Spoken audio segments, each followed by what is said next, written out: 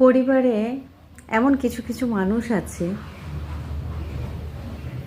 যে মানুষগুলো পরিবারের জন্য প্রচুর পরিশ্রম করে, সবার কথা ভাবে, সবার জন্য করেও, প্রাণপাত করে ফেলে সবার জন্য করে করে সবার সবটা খেয়াল রাখে,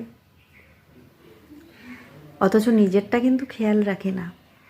নিজের হলেই চলে যায়, নিজের স্যাক্রিফাইসের কথা কাউকে বলে না, নিজের প্রয়োজনটাও কাউকে বলে না, হলেও সই না হলেও সই।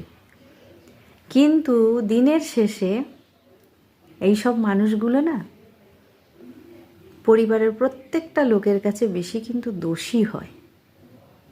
কারণ ওই যে বলে, যে করে তার দোষ প্রচুর, আর যে দেখবেন কোনো কাজ করে না, কোনো দায়িত্ব কর্তব্য পালন করে না, কোনো কিছুতেই তার কোনো ভূমিকা নেই, সেই মানুষটার কিন্তু দোষও নেই, ও তো করে না, তার কোনো দোষ নেই।